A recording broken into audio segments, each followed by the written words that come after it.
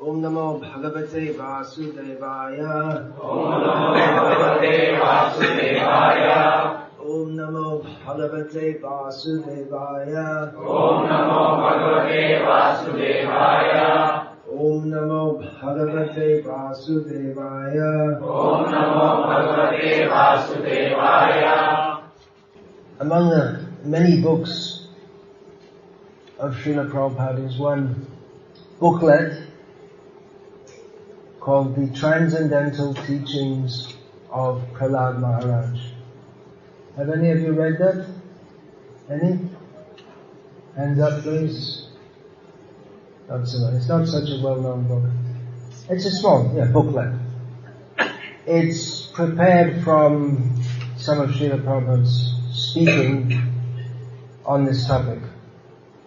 It's small, but it is very, very powerful.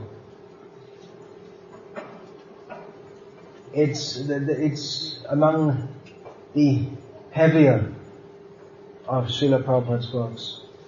By heavy, we often think of very strong language, which Srila Prabhupada often used, as I have pointed out in great detail in this book on speaking strongly in Srila Prabhupada's service. Srila Prabhupada often used words like fool, rascal, nonsense, animal to refer to human beings as well as animals. Mostly human beings. And so on. This, of course, is not Srila Prabhupada's invention. It is the idiom of Shastra, especially the main or the foundational Shastras of the Gauriya Sampradaya, the Gita and Bhagavatam. So heavy can mean using strong words, and it's not, anyone can use strong words. It's not that difficult to use strong words, but heavy also in the sense of being deep, profound, another word for deep, and disturbing. Disturbing because it's true, and it's unpleasant truth. Actually, the truth is never unpleasant, but it may appear so to persons who have constructed in their minds, or who have allowed others to construct in their minds, a different understanding of the truth than that of what the truth actually is. So this booklet is very heavy because Srila Prabhupada points out through the teachings of Prahlada Maharaj what a nasty, hypocritical place this material world is, and how bad we all are for not being Krishna conscious.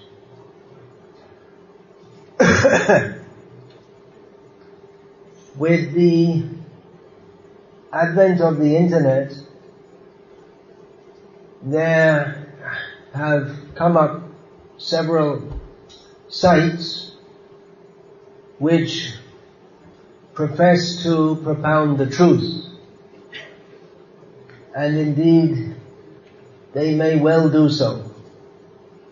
The truth as distinguished from what you get in your average newspaper or website or from the TV. They tell the news behind the news, all the lies and backdoor dealings of politicians, and how the regular news is,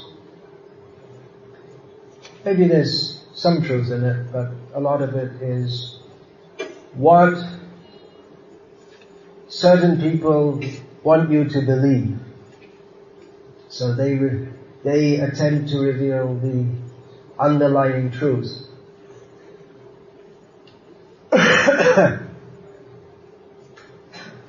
It's interesting, but more or less useless for any really real purpose. Vedyam vastavam atra vastam.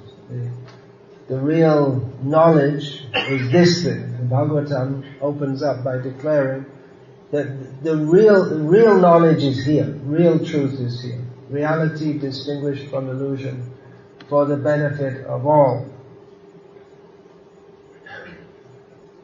The persons who want to know the news behind the news, what's really going on, all the different scams and the lies of the politicians and so on and so on and so on.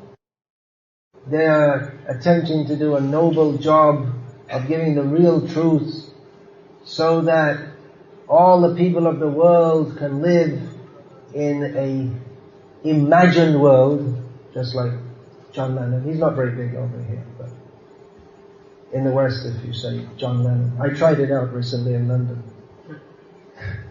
I quoted his Imagine song, and you don't know, but it says, imagine a world in which everyone is living peacefully and wonderfully without religion, and well, that was just one of the conditions.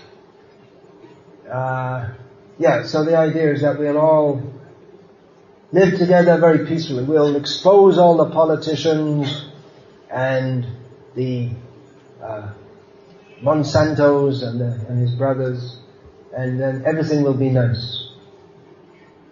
Rubbish. That's what we learn from the transcendental teachings of Khalad Maharaj.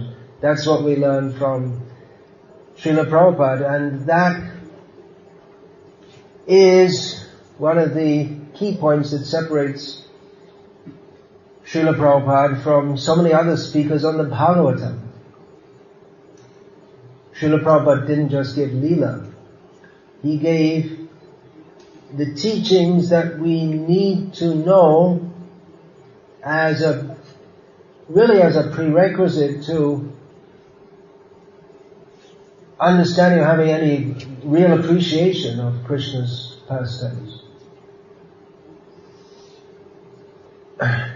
It also distinguishes Srila Prabhupada's teachings and the teachings of the Bhagavatam. They distinguish real religion from Kaitava Dharma, cheating religion.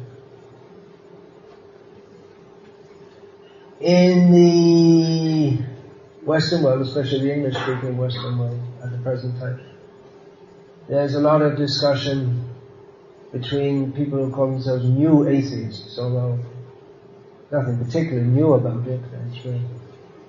Hiranyakashipu was an atheist. Well, I guess they're in a different category to Hiranyakashipu. I guess they think they're more informed than the old atheists. They've put themselves up against religion, and particularly against Christianity and Islam. So I've watched recordings of several of these debates, and they go on. Now these whole debates on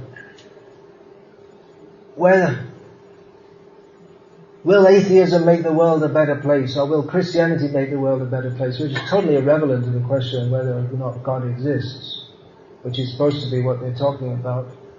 And it's actually irrelevant to anything of any import at all, because as we understand, we're not supposed to live in this world. It's not our aim and object to try to make this world a better place. That should come about as a byproduct of Krishna consciousness. But it's not the purpose of actual transcendental understanding. Begins with understanding that this world, after all, is no better than a hole into which people pass through. That was Chaitanya Mahaprabhu's description of it.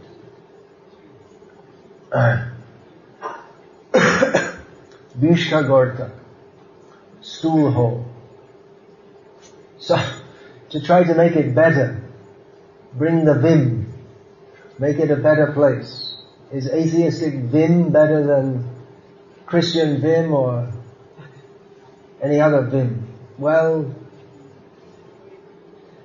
our real task in life is not cleaning toilets. Our real task is to come to the real light, the world beyond birth and death. Kim sukham martya dhamina. Where is the happiness in a place of death? Narad Muni repeatedly asks. So, Srila Prabhupada's analysis, if you see that book, The Transcendental Teachings of Prahlada Maharaj, based on Prahlada, because it's the same thing. It's the same thing going on at the time of Prahlada, as now, and as always will be in this world. There'll always be cheating politicians. If you kick out one set of cheating politicians, another set will come in. Unless we get Rama or Yudhishthira, if we have Krishna conscious, actually Krishna conscious leaders, then there's some hope. Otherwise, trying to work everything out on the basis of our own imagined morality in the bodily concept of life, which works on the basis of aham mameti, I, me and mine. That means I and mine means you and yours. So immediately there's enmity. So Srila Prabhupada's analysis is the news behind the news behind the news. And the news behind the news behind the news is that all the news of this world is nothing new. It's just the same old script over and over again with different faces. It's the same old eating, sleeping, mating, defending, exploiting, torturing, someone becoming big dog, someone becoming a little dog, as we heard this morning.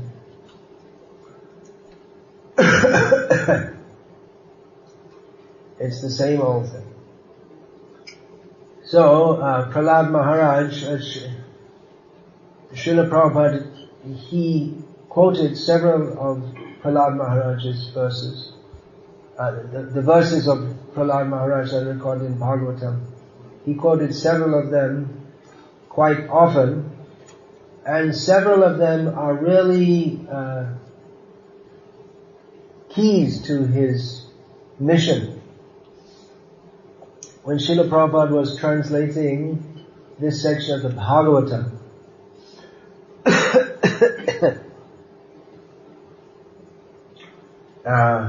that was 1975.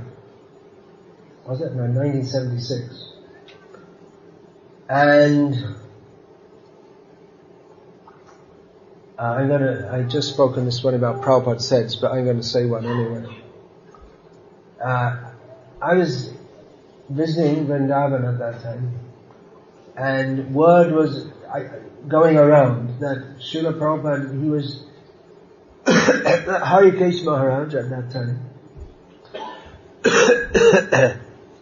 had noted to Srila Prabhupada that in this section especially, when Srila Prabhupada's translating this section of Prahlada Maharaj, his Prahlada Nrsimha section, that Srila Prabhupada was especially absorbed in this section,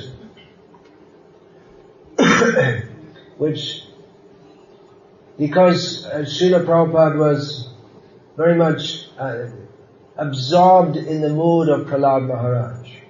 Prayena Deva Mudaya. I'll read that in a moment.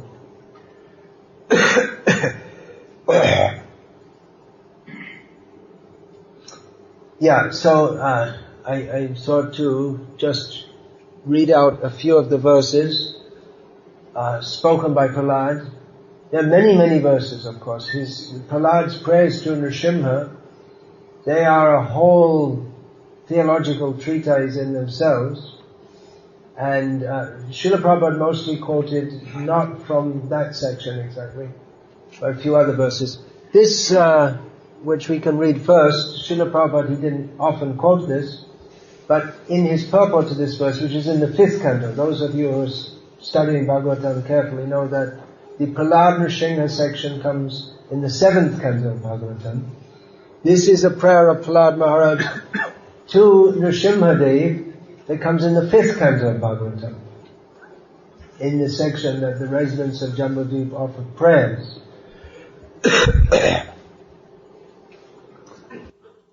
So in the purport to this verse, Srila Prabhupada recommended that all devotees learn this verse and regularly recite this, pray this to Nrsimhadev. So you can read it. Do you want to chant it together?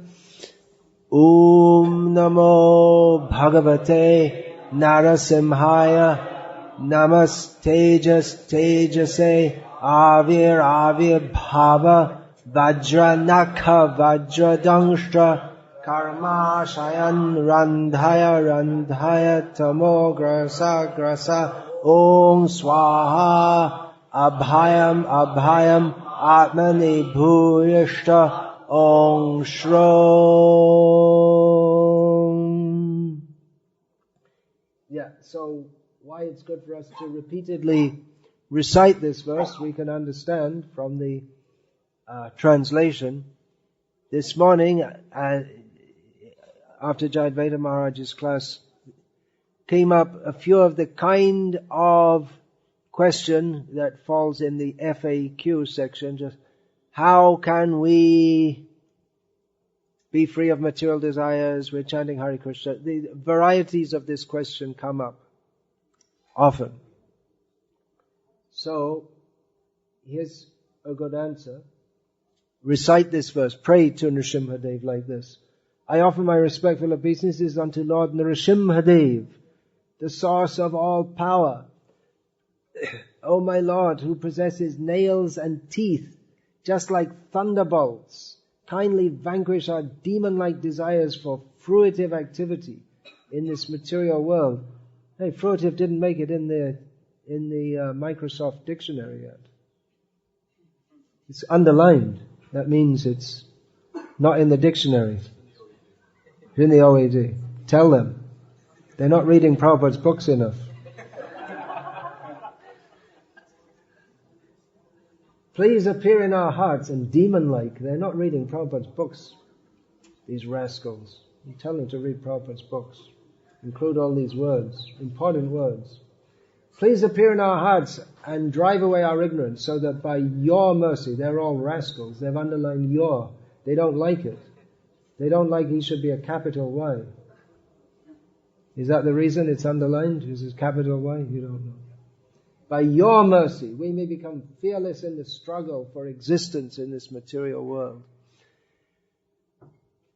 Nrsimhadev is very powerful. Vajranakha, Vajradangshtra, ripping Hiranyakashipu to pieces. And Prahlada is a very powerful devotee. That to fulfill his word, Nrsimhadev appeared. So this is a very powerful prayer which we may pray so that those very strong desires in our hearts, we can pray Nrsimhadev to rip them to pieces.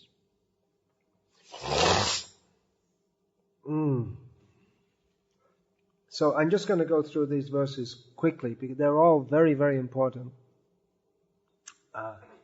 You can go to the next one then. The next one is what Prahlada Maharaj, he opened his teachings to his schoolmates.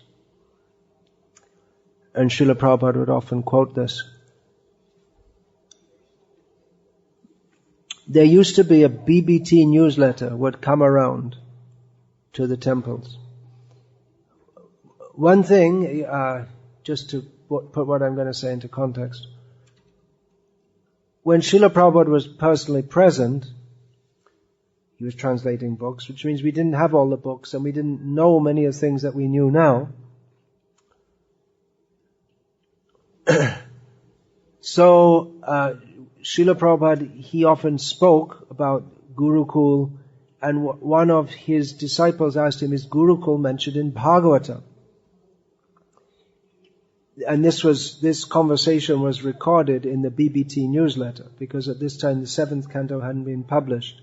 Actually, if the devotee asking had been reading very carefully, he would see that this verse is the first verse that Srila Prabhupada quotes in his whole Bhagavatam commentary. It comes up in the preface. So Srila Prabhupada answered by quoting this verse and the verse there with Gurukul's not mentioned it, but then the Brahmachari Gurukula verse.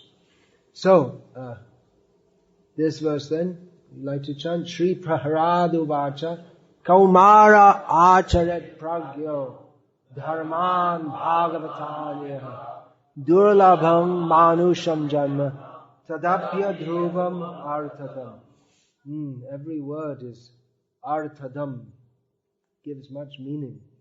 Prahlada Maharaj said, one who is sufficiently intelligent should use the human form of body from the very beginning of life, in other words, from the tender age of childhood, to practice the activities of devotional service, giving up all other engagements. The human body is most rarely achieved, and although temporary like other bodies, it is meaningful because in human life one can perform devotional service. Even a slight amount of sincere devotional service can give one complete perfection.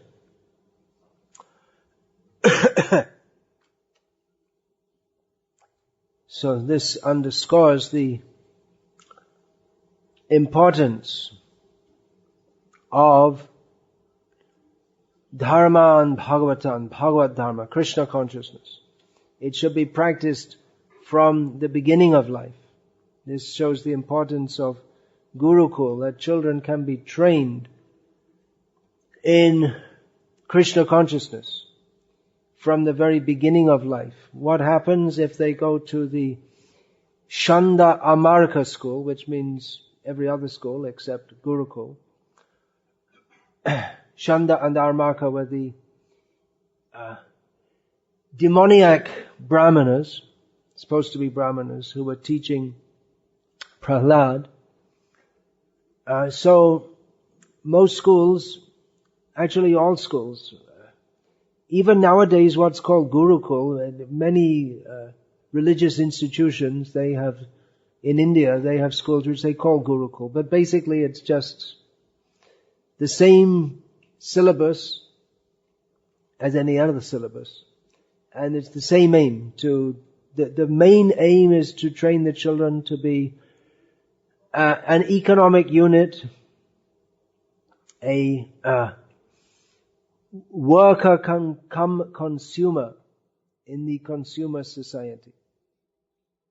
To instill such values in them, in the children, that they have to have a good job. And for that, they should have a good qualification.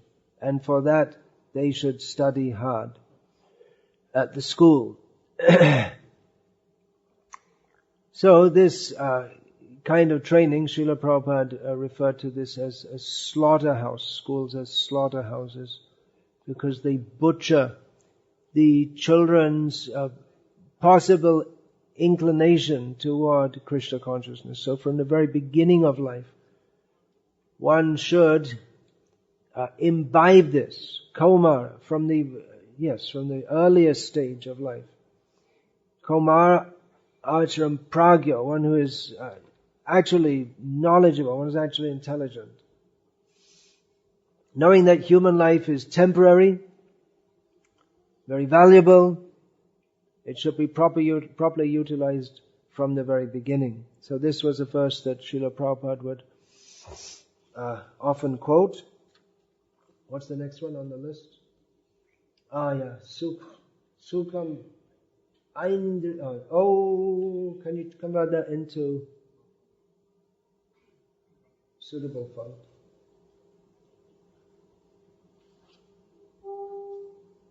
Okay.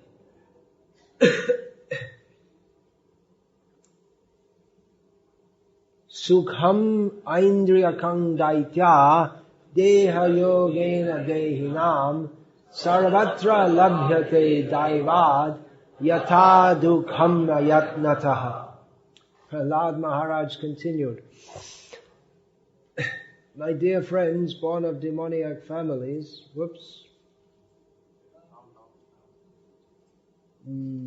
the happiness perceived with reference to the sense objects by contact with the body can be attained in any form of life according to one's past fruitive activities.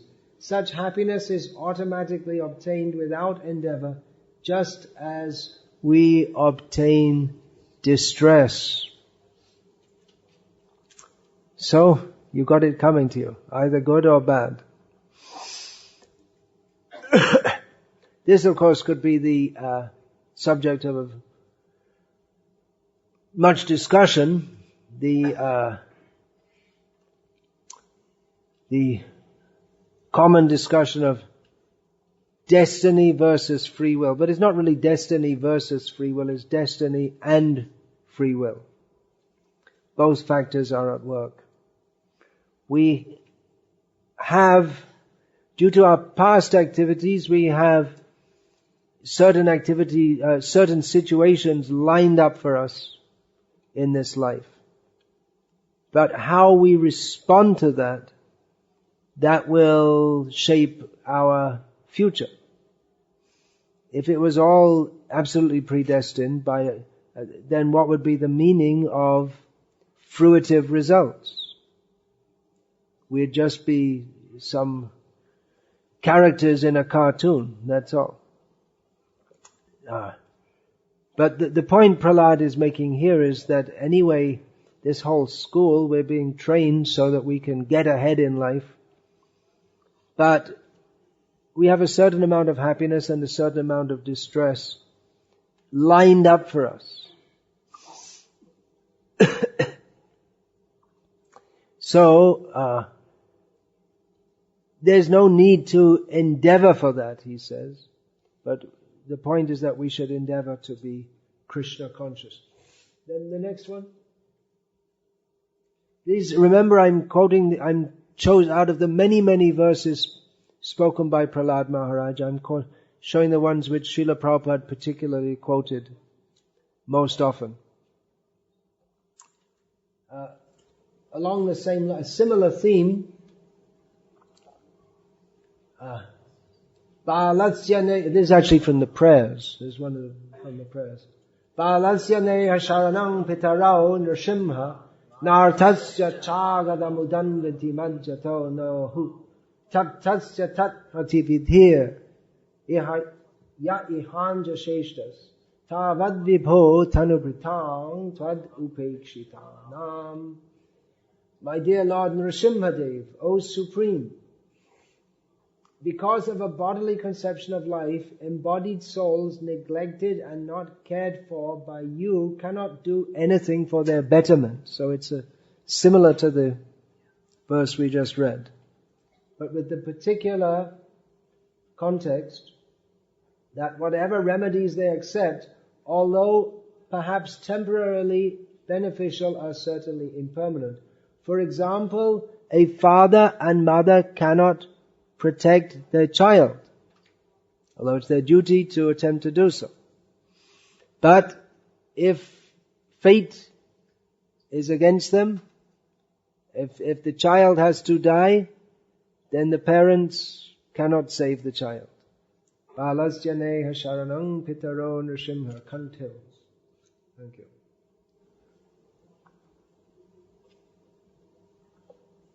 A physician and medicine cannot relieve a suffering patient. Serendipity. How about that?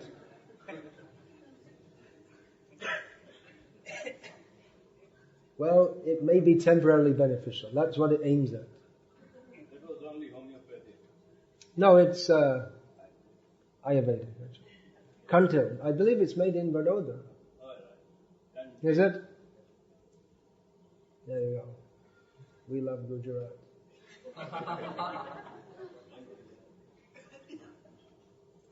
For example, a physician and medicine cannot relieve a suffering patient, and a boat on the ocean cannot protect a drowning man.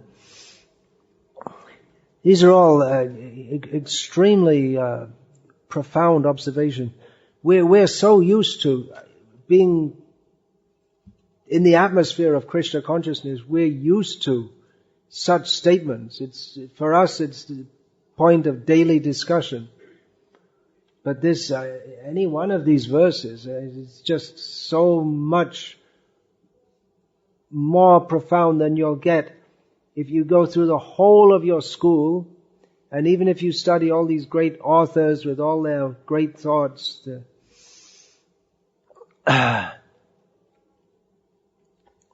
We're so fortunate to be exposed to the teachings of Prahlada and the teachings of Bhagavatam, to have this light on reality, light on truth. Who thinks like this? You go out in the bazaar and talk. They're open on the holiday also because they can't imagine what else to do but open their shop, even if no one comes. Just maybe nice people, but they can think of money and not much else. Even if they have lots of money, they want to make more. They don't know anything else. Very unfortunate life. So we're very fortunate to have such insights that no one in this world can protect us.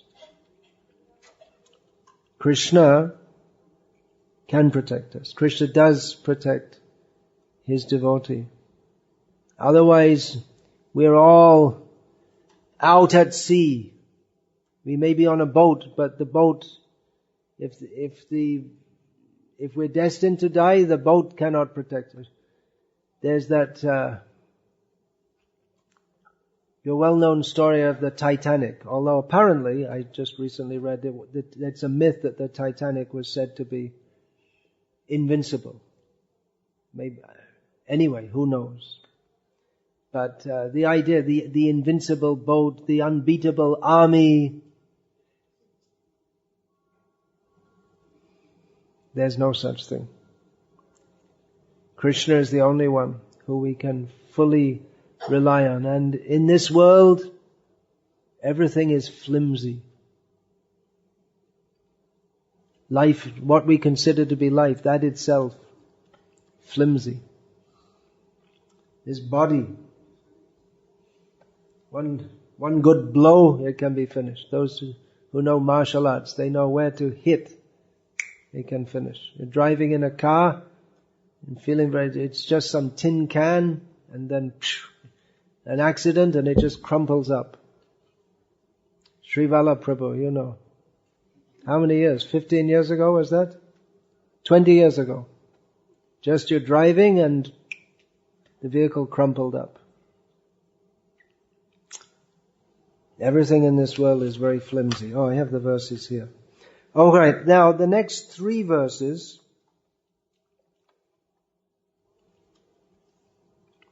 are verses of Prahlada Maharaj,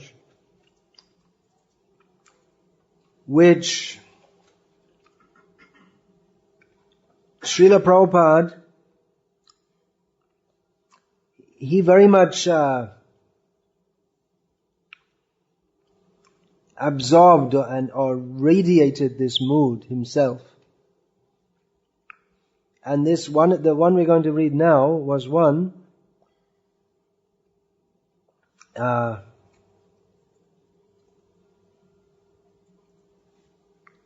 that's the next one. The next one he quoted when he came to America and when he wrote his poem. So this one, let us read. Naivod Vijay Paraduratyaya Vaitaranyas Tvadvirya Gayana Mahamrita Magna Chittaha Shochetato Vimukachetasa Indriyartha Maya Sukhaya Bharamudvahato Vimudhan. O best of the great personalities, I am not at all afraid of material existence. For wherever I stay, I am fully absorbed in thoughts of your glories and activities. My concern is only for the fools and rascals who are making elaborate plans for material happiness and maintaining their families, societies, and countries. I am simply concerned with love for them. So this was very much Srila Prabhupada's mood. He himself was fully absorbed in Krishna, but he was concerned with the fools and rascals who are making plans, illusory plans, maya sukh, plans for illusory happiness. Vimukha, they are inimical, or they turn themselves away from Krishna. Indriyartha, maya sukh. They are interested in sense gratification. Plans for illusory happiness based on sense gratification. And they are vimudha. So this is heavy term used by Prahlada Maharaj. Great fool, greatly foolish.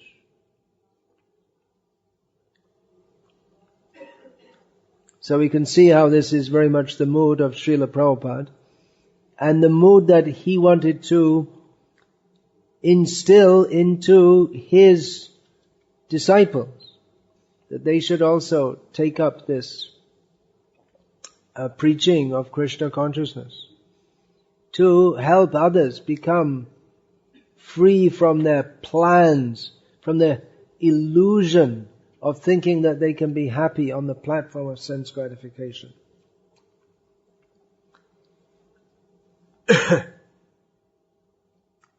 Then, Prayena deva munaya swavimukti kama monam charanti vijanena parartha nishthaha naitan vihaya kripanan vimamoksha eko nanyam twadasya sharanam brahmato nupashye.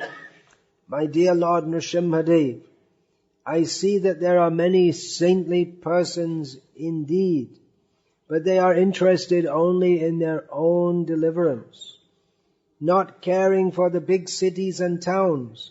They go to the Himalayas or to the forest to meditate with vows of silence, Mauna Vrata. They are not interested in delivering others.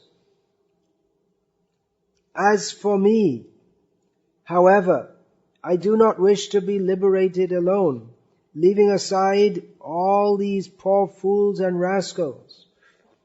I know that without Krishna consciousness, without taking shelter of your lotus feet, one cannot be happy. Therefore I wish to bring them back to shelter at your lotus feet. Just see how this is Srila Prabhupada's mood.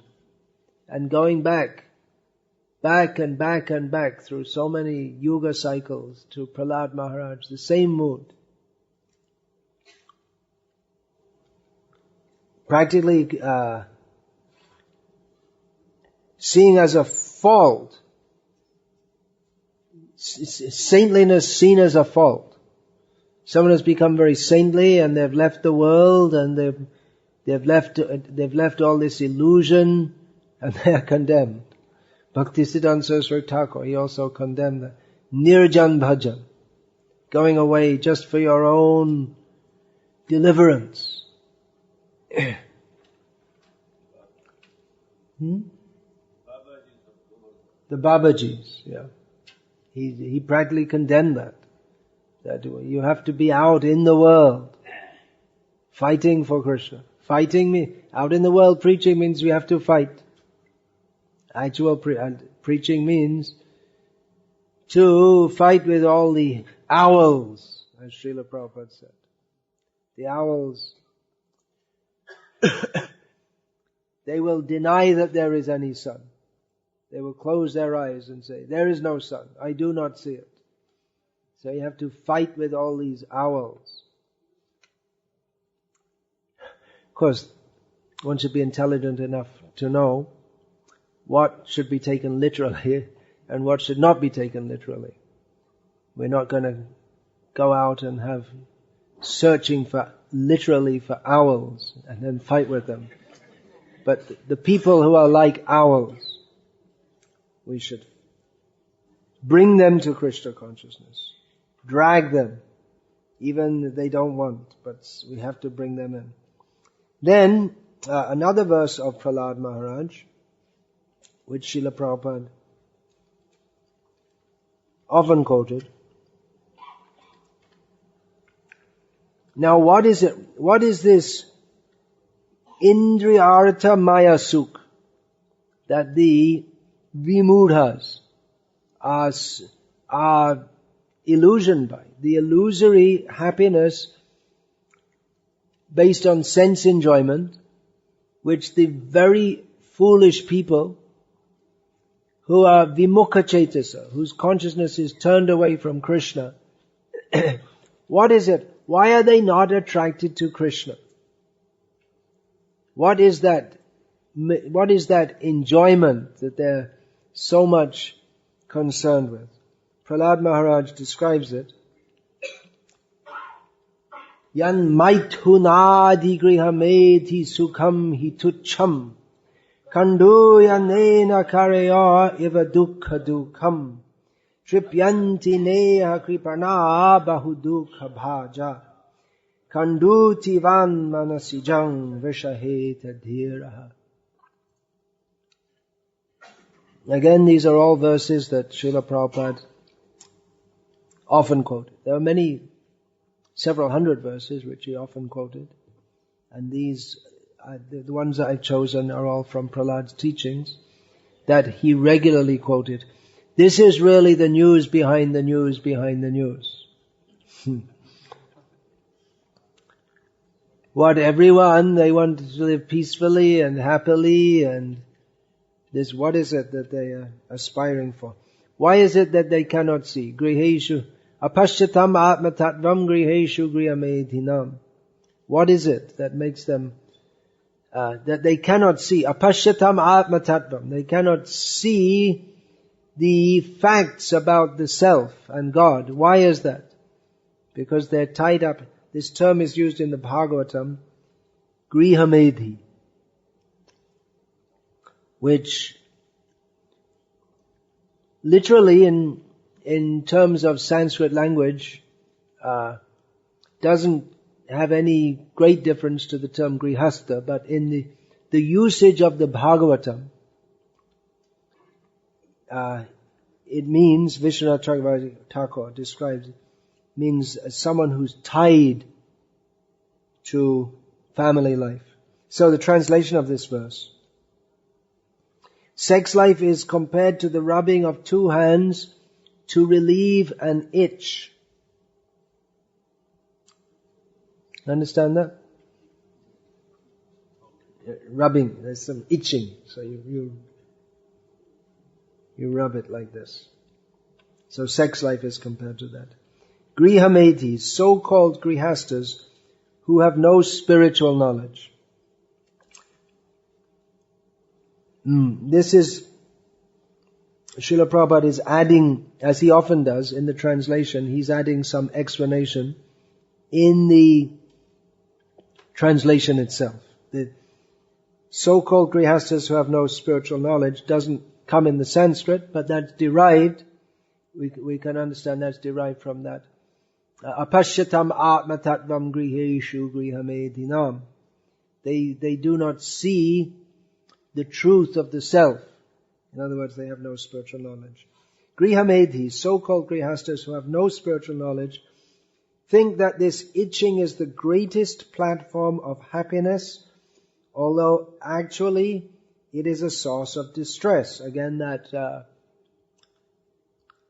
that we can understand this from the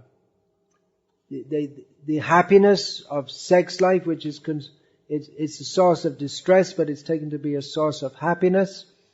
We can understand that from the Gita verse, that yehi sangsparshaja bhoga dukha yonya evate adyantavanta konta nateshu ramate buddha. That the happiness, sangsparshaja, the happiness of touch, the pleasure, enjoyment, sangsparshaja bhoga, is the cause of distress.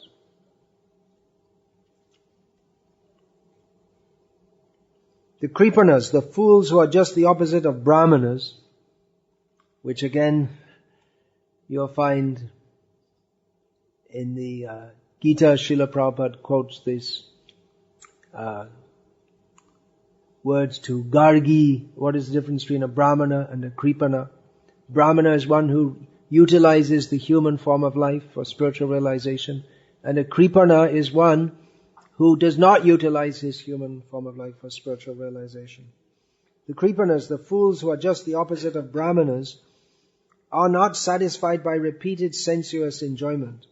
Those who are dhira, however, who are sober and who tolerate this itching, are not subjected to the sufferings of fools and rascals.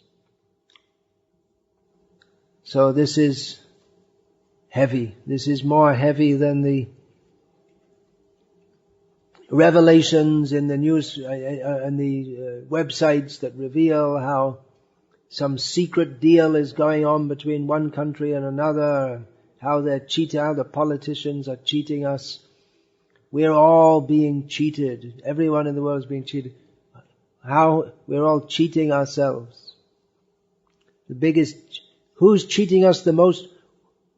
We're all being cheated. Who is cheating you the most? Find out that person. Wring his neck. It's we ourselves. We can point our finger and say, look, these politicians are cheating us. These corporations are cheating us. The educational system is cheating. It's true. It's all true. But who's cheating us most of all? Ourselves. Because we desire to be cheated. We desire to be cheated so that we can enjoy the happiness of one skin rubbing against another. This yan maitunadi grihamedi sukham hitucham verse runs parallel to or a similar thing to that of another verse which Srila Prabhupada often quoted, which I didn't give you. See if you can find that. This Pungsastri Amita, it's chapter Skanda 5, chapter 5, text 4, something like that. Pungsastri Amituni Bhavametam Tayaraho Hridya Grantimahu Aho Griha Kshetra Sutapta Vitair Janasya Mohoyam. No. That's another important verse. It's Pungsa with H at the end. Then Strio, I believe it is. No, that won't be it. No, it isn't.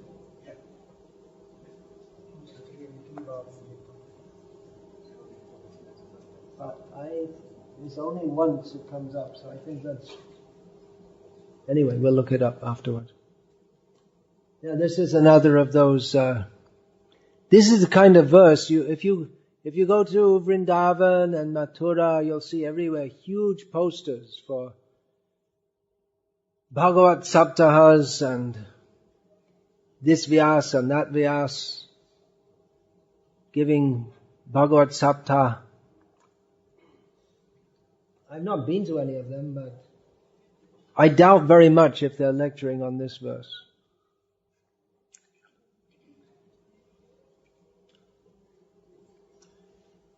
What is Maya? Well, Janasya moho yam ahammameti. The Maya, the illusion that people are in, I, me and mine, ahammameti, And that is in terms of thinking of my home, my country, Atogriha Kshetra, my children, my relatives, my money. Right? That's somewhat tolerable, but then when we get a little deeper, it all boils down to the attraction between male and female. The basic principle of material existence. What is Maya? What is Maya? The Maya means that which is not. Maya means to think in terms of I, me, and mine separately from Krishna. Maya is manifest as thinking in terms of my home, my country, my property, my family and relatives, my wealth. These are the symptoms. And the basic principle is attraction between male and female, which binds us in this material world. Hridaya Granthi, a knot on the heart. So, these Bhagavad Saptahas, it's very doubtful if they discuss much about this at all, if at all. It's quite likely you could go to these Bhagavad Saptaha all your life and never learn anything about this. Because it's very disconcerting, it's very uncomfortable to hear about this. Unless we're actually very sincere and very serious to get free from Maya. Otherwise we won't like to, it'll just too much. Some Krishna Leela, yes, some discussion of Maya, some discussion about how all those people over there, they're in Maya. Even some discussion about how we are in Maya. But this is, I mean, you can learn the verse and quote it in your Bhakti Shastri and get some points for it, but to actually think about it and discuss it, it's just, but this is the difference between Srila Prabhupada and maybe so many others. He did discuss these things. At the risk of losing all his followers. In New York in 1966, Srila Prabhupada was preaching this among the hippies who had rejected mainstream society and all its values, with the exception of one. That was they very much glorified sex, and they identified sex with love, which is a common mistake. The Vietnam War was going on at that time, and the slogan was, "Make love, not war," which myself, growing up on the other side of the Atlantic in Britain, used to hear this slogan, but as a young boy, I didn't really know what it meant. But the hippies, they knew what it meant. Their idea was have sex and not war. They identified sex with love. But Srila Prabhupada preached this. He preached that as long as we are attracted to sex, by sexual attraction, then we have to remain in this material world. What is Maya? Indra, he knows. Because whenever there's any rishi who looks like he's becoming quite successful in his austerity, then the standard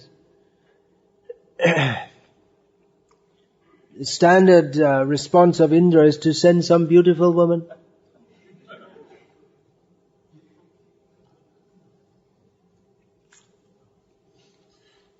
Kandarapakoti kamaniyam vishesha shobham. Krishna is so beautiful that even the Kamadev is bewildered. Thousands, millions of times more beautiful than anything Kamadev can imagine. When Indra had the foolishness to send apsaras to where Narayan were performing their austerities to attract Narayan, then Narayan Rishi, he saw these beautiful girls come to tempt him, and there was Kamadev with his bow and arrow. And Narayan Rishi said, "Oh, beautiful girls, huh? Then he produced some more, much more beautiful. So you like beautiful girls? Here, try these. Which one do you want?" He's the source of all beauty. In this material world, that great illusion. Srila Prabhupada discussed this often. More so maybe than most sadhus did. This is the disease. He would quote this. This is Bhagavata. It's all Bhagavata. So it's uncomfortable for us to think about, but we should know that we're all tied in this world. The Maitunagar, we're tied up, just like people are tied up in the prison by iron chains. So we think we're free to move here and there, but we're tied up by the ties of material desire, of which the strongest is sexual desire. And that expands into desires for home, property, wealth, prestige, big buildings, just to show our civilization is so advanced. We are better. Just to all developed from the sexual attraction. So these are facts Prahlada Maharaj teaches. Prahlada was completely pure. Hiranyakashipu was completely demoniac. Nrsimhadev killed Hiranyakashipu. We pray to Nrsimha to kill those demoniac desires within our heart. Those demoniac desires take many forms. Hoya Mayar Das Kari Nana Abhilash. When we become the servant of Maya, we have so many different desires. But the strongest is this Maitunadi Grihamedi Sukha, the desire for family life, which is centered around sex life, but which is tuchha, simply insignificant. It's like the happiness derived from scratching an itch. We feel immediately some sensation of relief, but the actual effect is that the itching becomes worse. Therefore, an intelligent person doesn't scratch. And in this way, eventually, the desire goes away. So this is Maya. Maya means that which is not. So the illusion that we can be happy in this material world, that is centered around the illusion of happiness via sexual contact. And from that also there's Sri Aishvarya Prajapsavaha, that we will have big family, big dynasty, and nice clothes, nice house, nice car, all these things. That's why many people, when they come to Krishna consciousness, they think, oh, now we're becoming interested in something spiritual. Does that mean we have to leave home? It's a common question, isn't it? Because the understanding is there within Indian culture, Hindu culture, whatever you want to call it, that spiritual life means you have to leave all this illusion. That is coming especially in the Shankara Sampradaya, Buddhists also. Buddhadev himself, he did that. He left behind the illusion of family life and left home. So people often ask that. Do you have to leave home? And of course our standard reply is that you don't have to leave home. But actually you do have to leave home. Everyone has to leave home. If someone else says, do you have to leave home? Yes, of course you have to leave. You can't stay forever. You're going to have to leave, so where are you going to go to? Where are you going to go? You have to leave. Anyway, you have to leave. You can't stay. Where are you going to go? Where are you going to? People are not thinking. Actually, if we think, do I have to leave home? The very question shows our illusion. To think that some particular house is my home.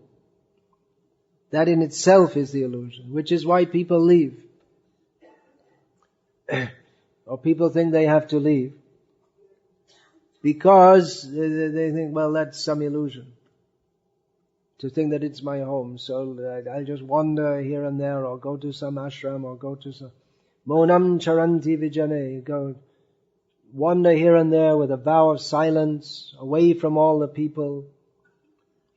So people think that this spiritual life means leaving home. Because that home life is, unless one is a devotee of Krishna, that home life is it's a whole prison of illusion. So one can be in Krishna consciousness and be in family life, as was Prahlada Maharaj.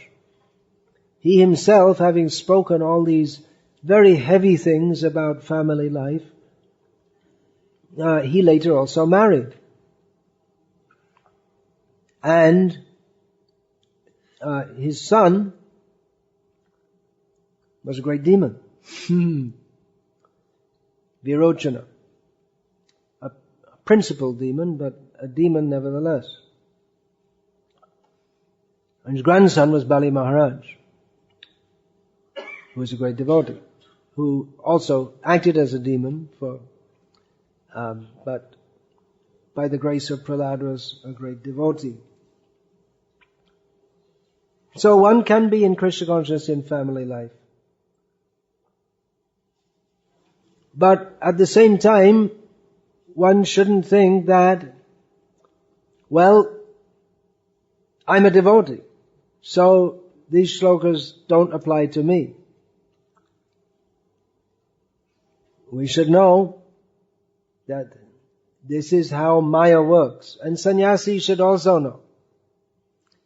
Just by taking to Krishna consciousness, one doesn't become free from all the illusions. Grihamedi sukham hitucham.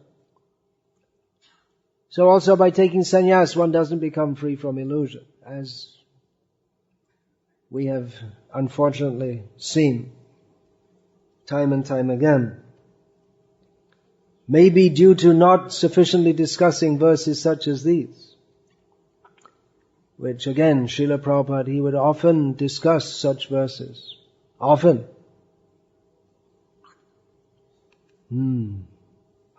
Because it is our disease. We're tied up by this. So we should know what that is.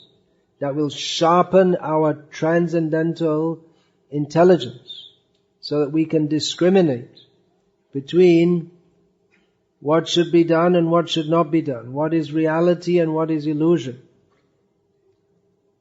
We need to understand these things. We need to understand who is Krishna. We need to understand what is Bhakti. And we have to understand what is Maya also, so that we don't become more entangled. So, anyone who's serious about Krishna consciousness will have to admit that getting free from material attachments, it's nothing easy. Chanting Hare Krishna is easy. Physically it's easy.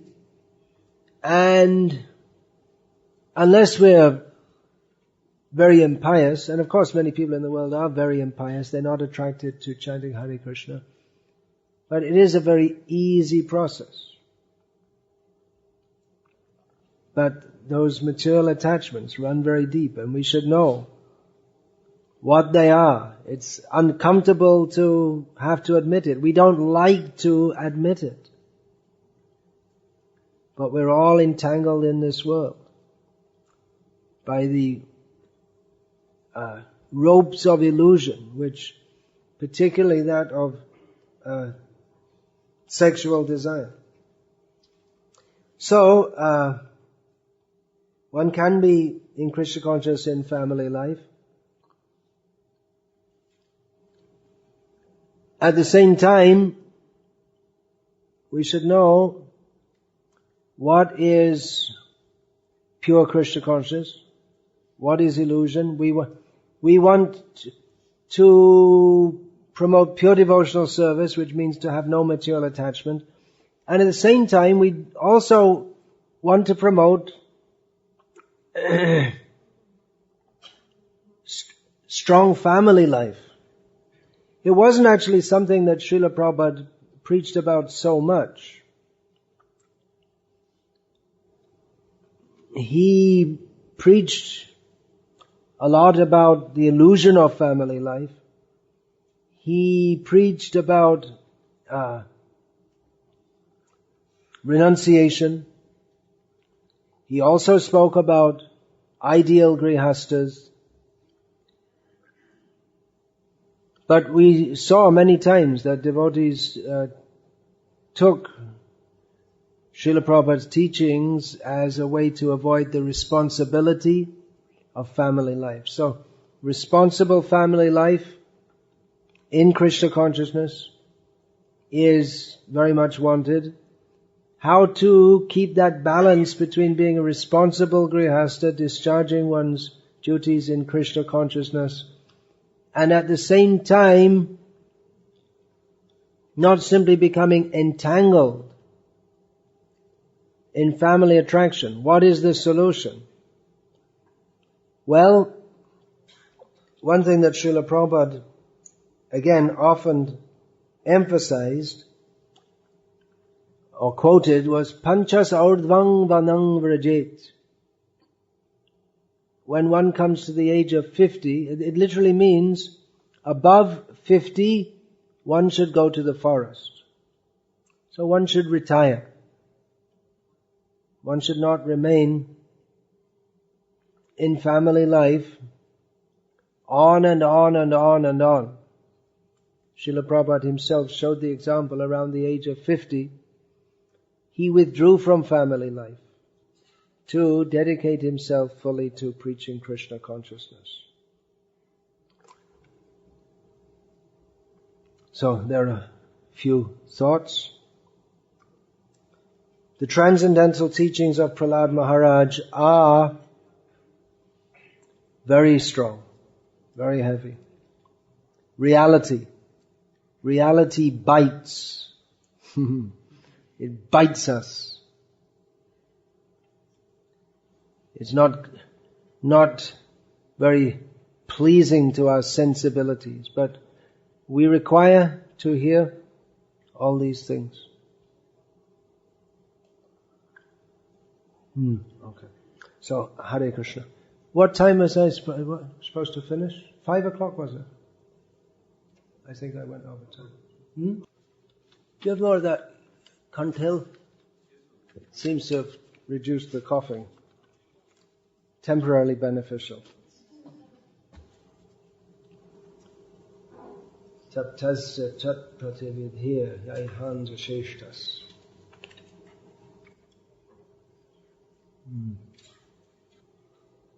In the Bhakti Vriksha programs, how can be softly explained to the members about developing detachment from our family?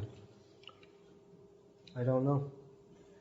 I really don't know. Maybe ask a doctor how they explain to a patient he's got cancer.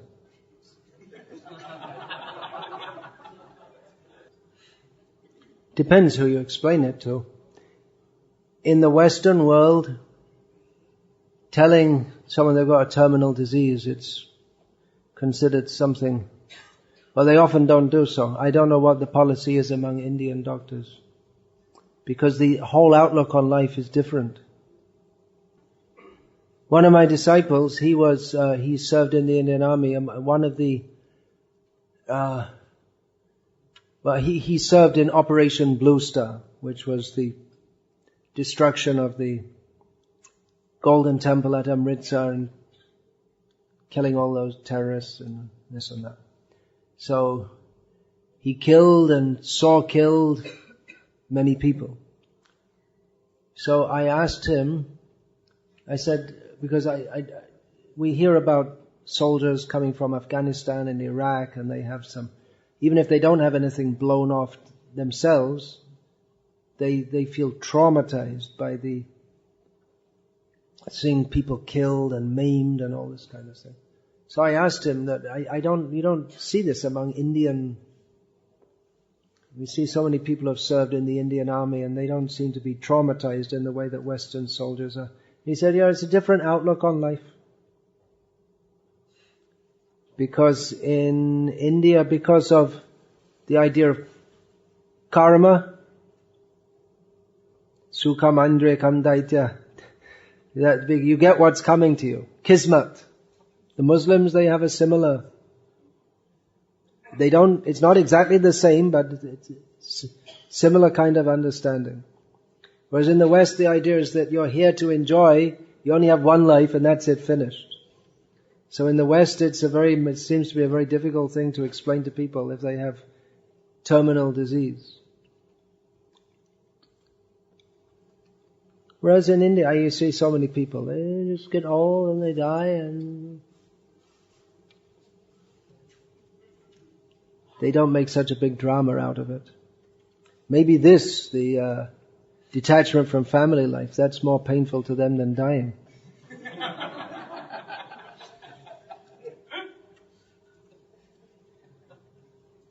So you can ask a doctor, how do you break the news to them? I don't know how to explain softly. It's not something that I ever picked up all these years. How to explain softly? I don't know. Is it required to explain softly? There's a bomb in this room. It's going to go off in 2 minutes. Explain it softly. Don't upset anyone.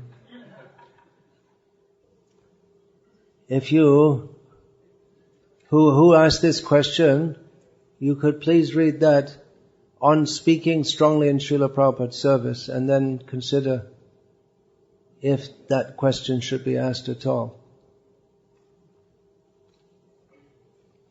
Brahma is an acharya in our sampradaya.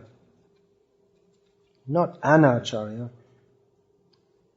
He's the first acharya. Brahma sampradaya. As his followers do have a special relationship with him, and not just consider him another devata, ?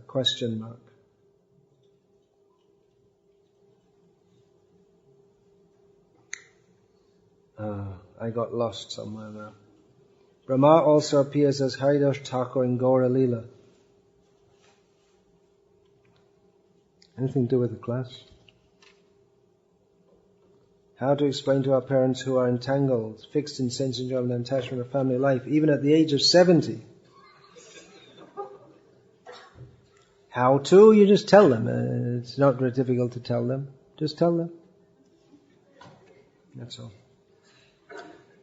You can read the Transcendental teachings of Prahlada Maharaj to them. How to explain. How to explain in such a way that they'll accept it.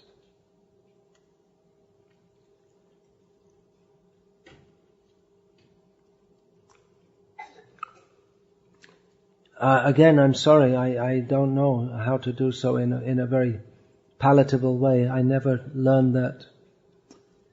Some devotees, they're blessed by Krishna with the ability to communicate with people in such a way that it really touches their heart, but that, I never got that. So I don't know if it's such a thing that can be taught or explained either.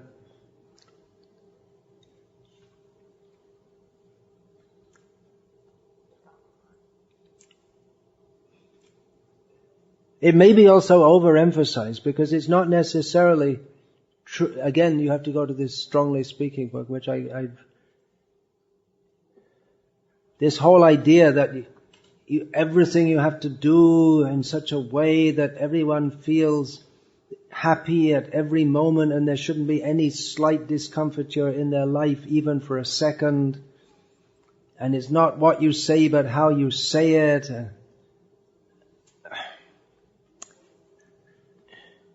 I never picked this up from Srila Prabhupada, actually.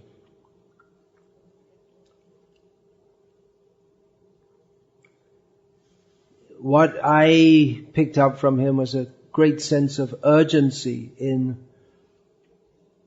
communicating Krishna consciousness.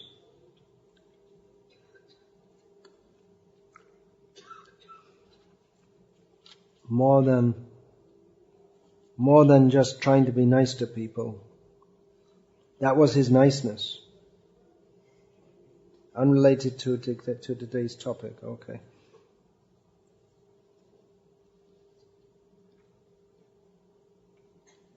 I'll try and do ones with it. Cupid carrying a bow and arrow. Is it just symbolic? Is there any difference between Cupid and Kamadev? Cupid is an English word. The concept of Cupid in the, English, derived from the Greek, what they call Greek mythology, is very similar to Kamadev. In the center of London, where our devotees regularly go to do Harinam Sankirtan, where the people come out to enjoy themselves, especially on Saturday night. Enjoy themselves means lots of intoxication, lots of shouting and screaming, and probably lots of sex life after all of that. In the very heart of London, there's a statue of Eros. Eros, you get from the word eroticism. It is a small naked boy with angel's wings with a bow and arrow. So that's the heart of the greatest civilization ever known to man. From a singularity to primordial soup to apes to humans, to the British. And that's it. Kimanyat kama haitukam.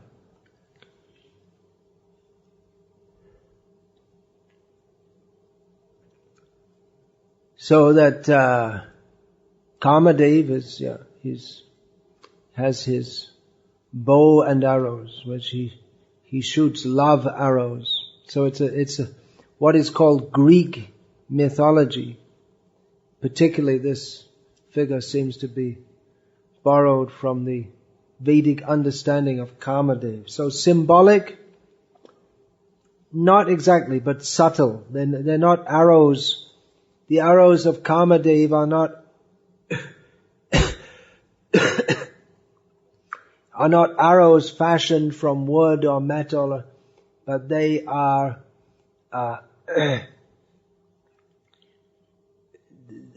arrows which incite emotions and thoughts and illusions.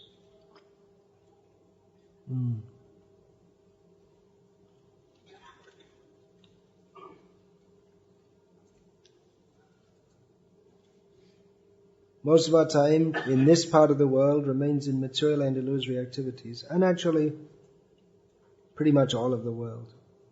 And how do we have a little time for sadhu sangha?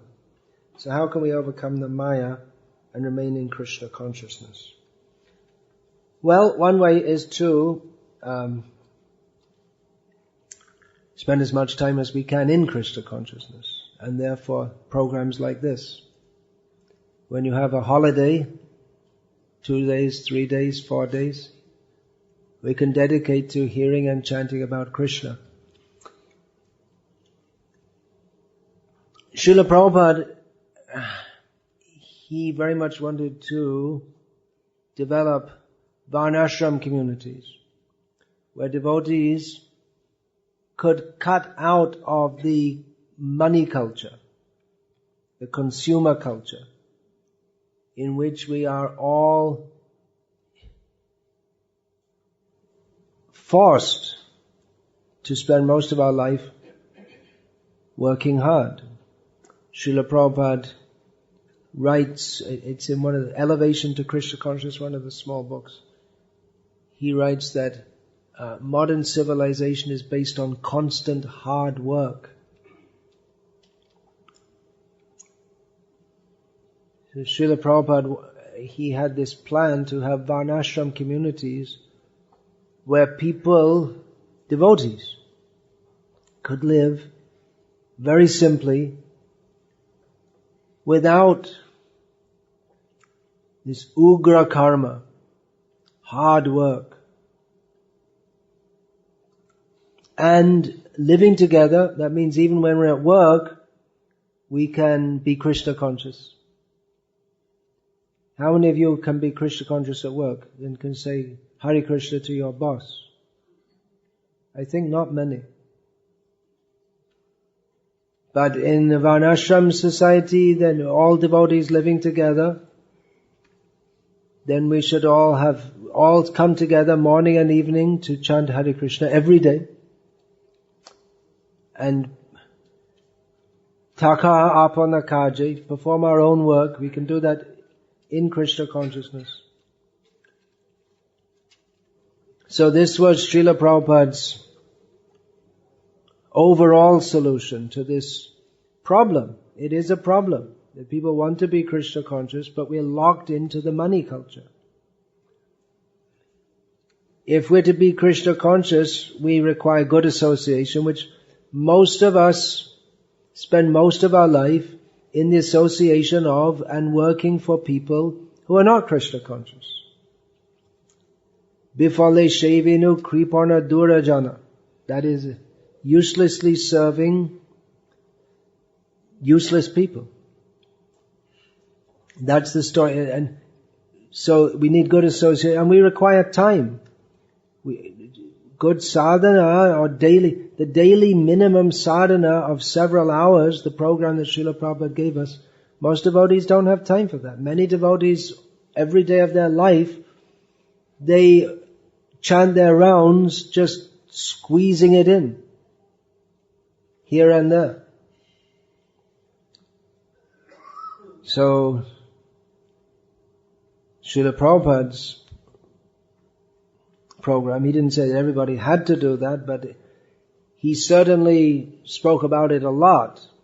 And actually a lot more than he did about developing congregational preaching, which is the direction that the movement has developed in. But Srila Prabhupada's vision, I'm not saying there's anything wrong with that, but Srila Prabhupada's vision, which would afford householder devotees especially much more opportunity for practicing Krishna consciousness than most of them presently get, is to live simply on the land, produce our own food, chant Hare Krishna, and in that way we wouldn't have to ask questions like this. Most of our time we remain in material and illusory activities, and hardly we have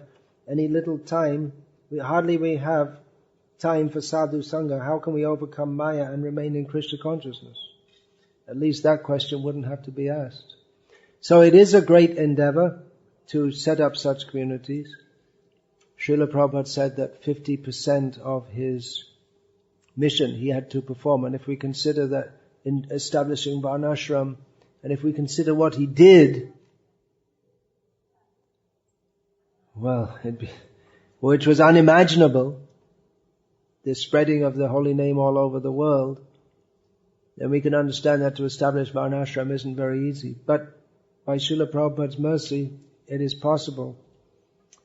And if we ourselves are to be Krishna conscious, and to give our children the best opportunity to be Krishna conscious, then we have to establish these communities.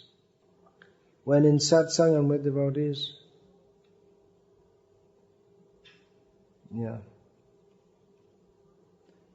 it's again off the topic. It's a common question. When I'm in the association of devotees, I feel enthusiastic for Krishna consciousness. When I go home to my village, I become more attached to my family and spiritually unbalanced. What to do? Well, you don't have to go home to your village. There's one thing. Bring your family to the Hare Krishna Varnashram community, which we have to establish. Make these communities. Srila Prabhupada said that people would join our farms in their millions. Now, if we'd have had them together, now is the time. So many people would come and join. So in the Western world, so many people are disenchanted with the whole political and economic system. It's something we really have to work on. In India still, people are enamored by the idea of economic development.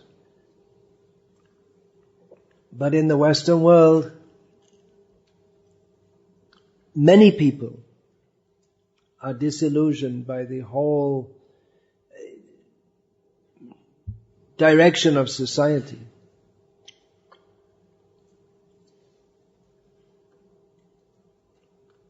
So we can all work on this. Those who feel inspired to can all work on this. There are unlimited opportunities for service in Srila Prabhupada's movement, actually. You can do, here in Dubai, there are many people coming, many more people can come. There's much can be done here. There's Jayadvaita Maharaj is in Africa. There's a whole continent practically. Hardly anyone's even heard of our movement. Even in India, there's so many people, they never heard of our movement. What to speak of in the Western world. The whole world is very much in need of Krishna consciousness. So there's much that we can do. Mostly devotees are asking questions like, how can I myself be Krishna conscious? If we take it up that how can I serve Srila Prabhupada's mission to help others come into Krishna consciousness, then we'll find that's the mood that Prahlada Maharaj, Naivod Vijay Paradaratya Vaitaranya Swadvirya Gayana Mahamrita Magna Chittam Shochetato Vimukhachetas Indriyata Shochetato Vimukhachetas. What's the last word? Socheta. Anyway. Mayasukaya Bharamadvato Vimukha. So if we take up that mood, then we'll find that our own spiritual life is also becoming strong. So, Hare Krishna. Anything else?